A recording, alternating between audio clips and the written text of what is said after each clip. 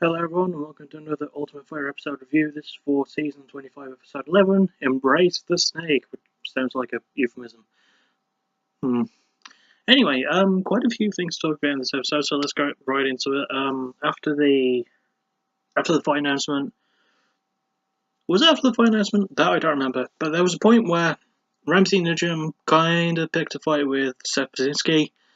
Then Gilbert Smith stepped in, and then Ramsey and Gilbert started trading words, really harsh words back and forth, mostly on the side of Ramsey, because Gilbert was trying to defuse the situation, and Ramsey was just talking a lot of shit. For no reason, really. I don't know, I guess he's mad because he lost the fight. And, actually, I think I remember what it is. I think it has something to do with the fact that, at the start of the episode, Cody was called in to meet Dana. Not TJ, just Cody. And Dana said to Cody, like, you can bring whatever fight you want. I think it's fighters from both sides, so it could be someone from Cody's team, it could be someone from Team Dillashaw. Obviously, it's probably going to be someone from Cody's team anyway. And, yeah, because of the whole James Krause thing, because in this fight with Ramsey Nijum, Krause did suffer a scratch cornea, which means he may not be able to fight against Jesse Taylor, who was his opponent. So, we'll find out next episode if James will be okay enough to fight. Hopefully he will, even though, like, the little snippet showed the doctor saying he might not be. So, yeah, it could cause some worry, especially considering how well James Krause has done for himself, but there's really not much you can do. So anyway, as a result of, I think it was a result of that, I'm not really sure, Ramsey was obviously pissed and thinks he should be the one to be called up, and there was a lot of trading back and forth of harsh words. This carried on a bit later when, like, James Krause, this was in the house. It's very rare we've had many scenes in the house this season, but James Krause was just sort of like sitting on his own in the backstage thingy. He said that he feels like he's roadkill, being picked off by a bunch of buzzards, because pretty much everyone was looking at him funny because of the eye, saying, like, I have to agree with him. He said basically they're using him as an opportunity to get back in because he's injured. And to be honest, I do agree with him. I do think it is kind of a dick move to be looking at him, but it got even worse when Johnny Nunes allegedly, I don't really remember seeing too much of it, but Nunes said something behind Krause's back, and Krause didn't take too kindly to it. So, harsh words traded back and forth between Nunes and Krause. It was kind of dramatic, but then we go from the dramatic to the kind of funny. So, as we know, there was a Team Goblin started the prank war by calling TJ a snake and writing Dick ashore, and TJ countered that with the Kill Ashore t-shirts. But that was enough of a prank, so what he did was he made both the changing rooms, I guess you could call them. Sorry, my phone just vibrated. Text message from one of those fucking things. Ignore that. Anyway, yeah, he painted, he obviously his room's already blue because he's Team Blue, but he painted Team Cody's room blue as well, and pretty much made a replica of Team Dillashaw's room inside that one. It's brilliant. In retaliation, Team Cody went back over it and made it a bit more wreckagey, and but it felt more like home to them. They took down the posters of TJ and stuff, and they made it more Garbrandt-esque. They put Team Cody on one wall, Team No Love on another, because that's Cody Garbrandt's nickname, No Love. And they even took, how they have the huge portraits of the champions? They took Cody's portrait and put it in the corner of the room, which I thought was a really nice touch, to be honest. And, and then in retaliation to that, it doesn't stop. TJ brought in a bunch of snakes and just put them in Team Garbrandt's room, because why the fuck not? And Seth Brzezinski was one of the first people to get in the room.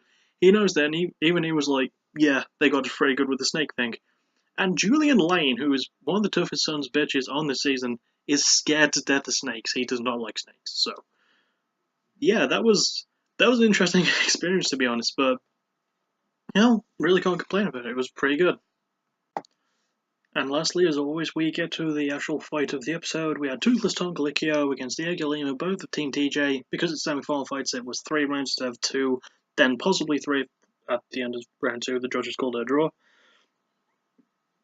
And I don't have a problem with the results.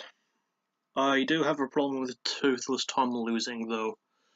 I mean, Dhiego Lima won a unanimous decision fair and square, even with the point deduction in round 2. I'll get to that, though, in a bit. So, first round, there was not a lot happened. There was a few strikes here and there, and it wasn't until the end of the round where Tom actually shot for a takedown. This is a problem Toothless Tom had throughout the entire fight, by the way. He shot for way too many takedowns without setting them up with any kicks or any punches. If he set up with a leg kick, he probably could have gotten something. He does get one in the third round, and he gets one for like split second in round 2, but really nothing worth mentioning. So, well, the one in round 2 isn't. Neither is the one in round 3. We'll get to that when we get to it. So, round 1 was but slightly in favour of Tom. Round 2 was definitely more Dhiego's round. He got better as the round went along, landed some great combos. Stuffed pretty much all of Toothless Tom's takedowns, which is a very fun sentence to say, and like I said, he was taken down for like a split second, then got back up and just kept using his range, using really good straight boxing combos.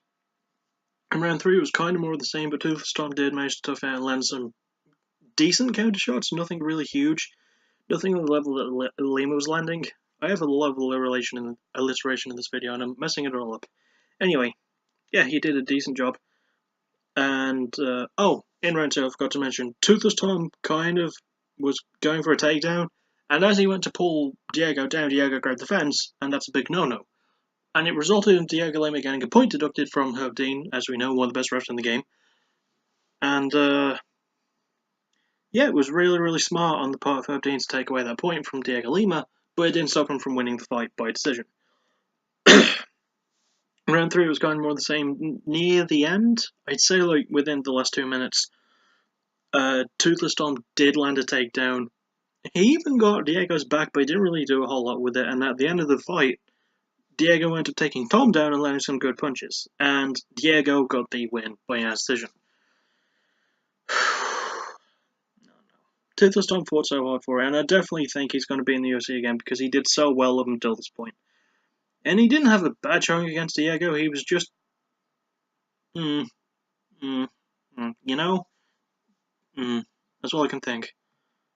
Anyway, yeah, the next fight will be the last one of the semis, then the finale, as James Krause maybe will take on Jesse Taylor.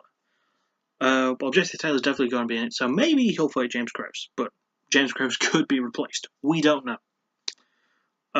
So yeah, that'll about wrap it for this episode. Join me tomorrow for my third and final episode of... Not my final episode of Backtracking, my final episode in the Chris Cornell retrospective miniseries where I'm covering Audio Slave. The episode's written, it's just going to be out tomorrow. So, I'll see you all tomorrow. Thank you for watching this, and you're all awesome, and take care. Bye-bye.